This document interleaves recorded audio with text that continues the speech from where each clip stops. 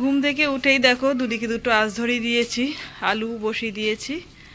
আর বন্ধুরা সকালটা হয়েছে বেশ খানিকক্ষণই হয়েছে, উঠোন টুটুন ঝাড় দিয়ে নিয়েছি, বাসি উঠোন। তারপরে দুদিন যেহেতু দোকান দেওয়া হয়নি, রান্নাঘর অগোছালো ছিল, সেগুলো পরিষ্কার করলাম। যেহেতু এটা ব্যবসার ঘর, সমস্ত জিনিসপত্র এখানেই থাকে, হাঁড়ি বলো, কড়া বলো, বাসনপত্র বা সবজি বলতে আদা পেঁয়াজ রসুন সব কিছুই থাকে। তো যাই হোক, পরিষ্কার বলতে অল্প একটু অর্ধেক ওপর পরিষ্কার হয়, যেখানকার জিনিস সেখানেই থাকে, এগুলো তো সরিয়ে আর অন্য কোথাও নিয়ে যাওয়া যায় না। তো যাই হোক, এদিকে এক হাঁড়ি আলু বসিয়ে দিয়েছি, ওদিকে এক হাঁড়ি আলু বসিয়ে দিয়েছি। আর মোচাটা কিন্তু সিদ্ধ হয়ে গেছে, এই যে দেখাই তোমাদেরকে। এই যে সকালবেলা উঠে এইসব কাজ করতে করতেই বেশ লেট হয়ে যায় আমার ভিডিওটা শুরু করতে। যাই হোক, তোমাদের সঙ্গে শেয়ার করলাম কি কি কাজ করেছি। তো চলো, গুড মর্নিং, কেমন আছে সবাই? আশা করি সকলে ভালো আছো, সুস্থ আছো। আর আমি কালকের থেকে আজকে মোটামুটি ভালো আছি। কালকে শরীরটা বেশ খারাপ ছিল, সকালবেলাও শরীরটা খারাপ লাগছিল। যেই শুরু করে দিয়েছি কাজ করা, শরীর একদম চাঙ্গা হয়ে গেছে, রোগ টোগ সব পালিয়েছে। যাই হোক, শরীর খারাপ থাকলেও আমাদের চালিয়ে নিয়ে যেতে হয়, এটাই হচ্ছে মেয়েদের কর্ম বা ধর্ম বলতে পারো। মেয়েরা সব কিছুই কষ্ট সহ্য করে কিন্তু সবটাই করতে পারে, তাই না? তো যাই হোক, ভালোবেসে তোমরা ভিডিওটা দেখো, অবশ্যই ভালো লাগবে। আর আজকে হচ্ছে বুধবার, হাটবার আমাদের এখানে। সকাল সকাল দোকানে যাওয়ার চেষ্টা করব। উঠেছি 7:30 বাজে, তখন থেকেই শুরু করেছি কাজটা। আর এখন বাজে 8টা বাজে, যেহেতু 8টা না 8:30 বাজে, সরি। এতক্ষণ ধরে এইসব কাজ করছিলাম, উঠোন ঝাড় দিলাম, দুদিকে আঁশ ধরালাম, কাটালাম, জল নিয়ে এসে আলু দিয়ে আলু সমস্ত বসিয়ে দিলাম। চলো এবার ঘরের দিকে যাব, যেহেতু ঘরে অনেক কাজ বাকি রয়েছে। বেশ খানিকটা জামা কাপড় ছিল, সেগুলো আর কি বাইরে বের করে দিলাম। দুদিন ধরে তো বৃষ্টি, এই যে জামা কাপড় সমস্ত মেলে দিয়েছি। এবার চলো আমার ঘরের অবস্থা দেখাই তোমাদের। এই হচ্ছে আমার ঘরের অবস্থা। একদিন বিছানা পড়েছিলাম, তার জন্য অবস্থা দেখো। ঘর বাড়ি সমস্ত কিছু গোছাবো। যেমন আমার সোফাটা দেখো কি না নেই এখানে, আর বিছানা পড়ে রয়েছে। তোমাদের দাদা গেছে বাজারে, পড়েই গেছে পড়তে।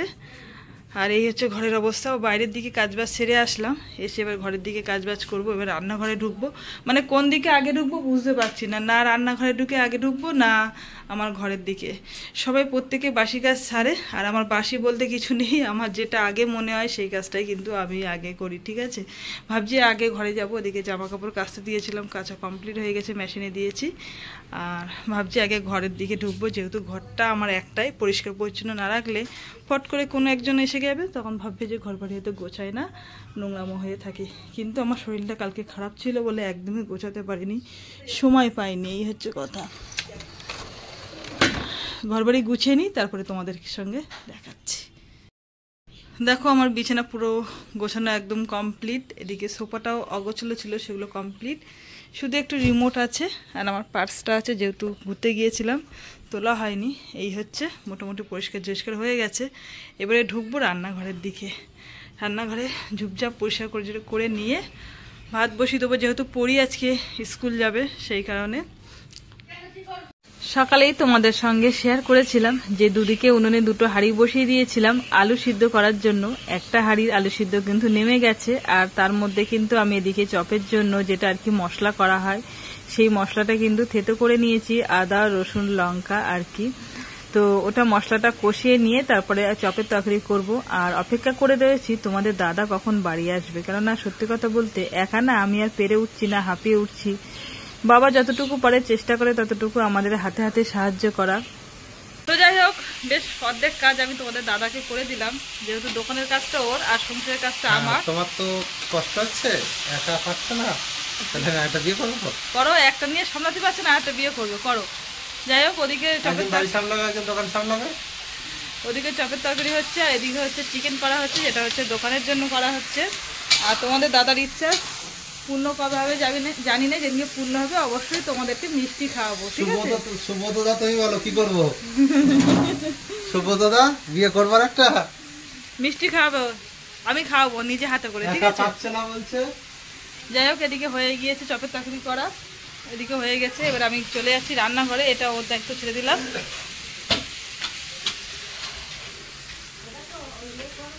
আর এই দেখো আমাদের গাছের চাল কুমড়ো আবার পাড়া হয়েছে।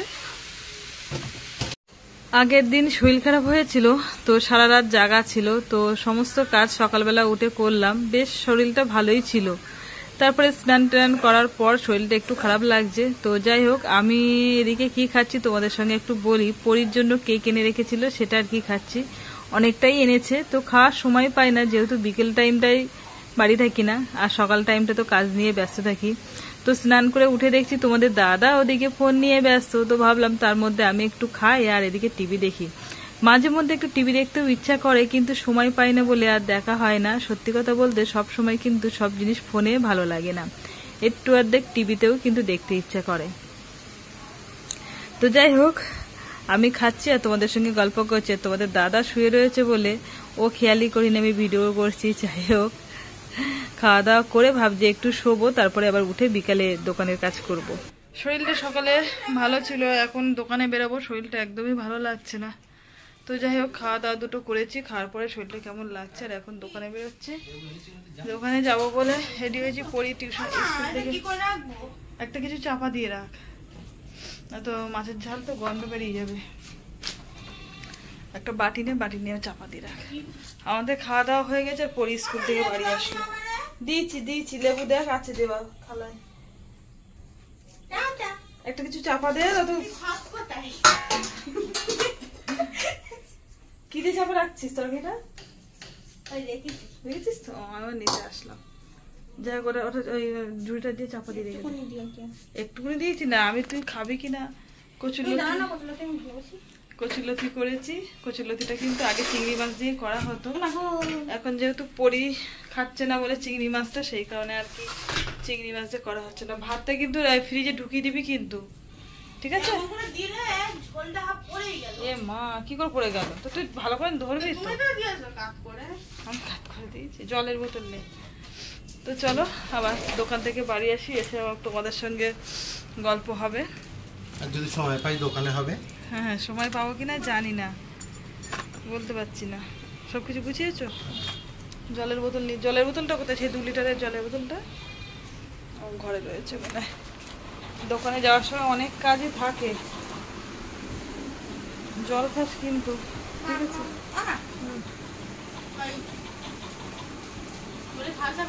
থামসা বাচ্চা আনবো। প্রত্যেকদিন দোকানে যাব, পরি কিছু না কিছু বায়না করবে যে এটা আনবা ওটা আনবা। আজকে বায়না করলো থামস আপ নিয়ে আসবে। আর সত্যি কথা বলতে থামস আপটা খেতে ভীষণ পছন্দ করে ও। যদি ডাল ভাতও হয় তাও থামস আপ, মাংস ভাত হলেও থামস আপ। ওর থামস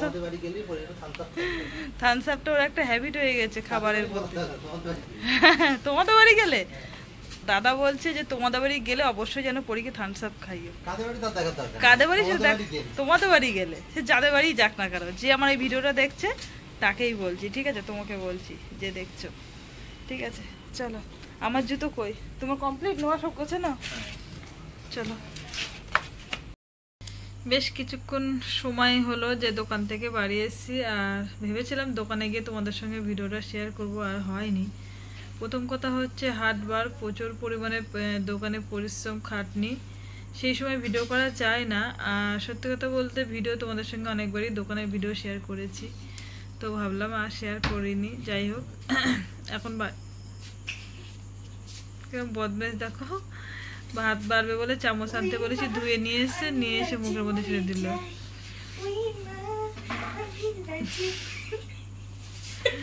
পরি নাচ করছে আর গান করছে, আমার শরীর পারছে না আর ওরকম করছে। যাই হোক, এখন বাজে হচ্ছে রাত 12টা বাজে, দোকান থেকে বাড়ি এসেছি তখন 11:30 বাজে। তো তো যাই হোক, রাত 12টার সময় আর খেতে ইচ্ছা করছে না, যেহেতু খেতে তো হবে। আজকে দুপুরবেলা তো যাই হোক, এখন খাওয়া খাই পর্ব চলছে, আর আমার চোখের পাতাও বুড়ে আসছে, অনেক রাত হয়ে গিয়েছে। যাই হোক, দাঁড়াও, টিভিটা বন্ধ করো। তো যাই হোক বন্ধুরা, আজকে ভিডিওটা এখানেই শেষ করছি, কেননা এদের এখন টিভি দেখার পর্ব চলবে। টিভি ফোন দেখা, যেহেতু আমাদের সারাদিন সময় থাকে না, সবাই সবার কর্ম নিয়ে ব্যস্ত থাকে। আমি দুটো খেয়ে শুয়ে পড়বো, ওরা যা পারে করবে, ঠিক আছে? আমরা শরীর বলছে না, ড্যান্সিং করবে। তো চলো, আজকের মতো ভিডিওটা এখানেই শেষ করছি। সকলে ভালো থেকো, সুস্থ থেকো। কালকে সকাল থেকে আবার তোমাদের সঙ্গে ব্লগ শেয়ার করব, ঠিক আছে? চলো, চলো, আজকের মতো সবাইকে গুড নাইট, টাটা।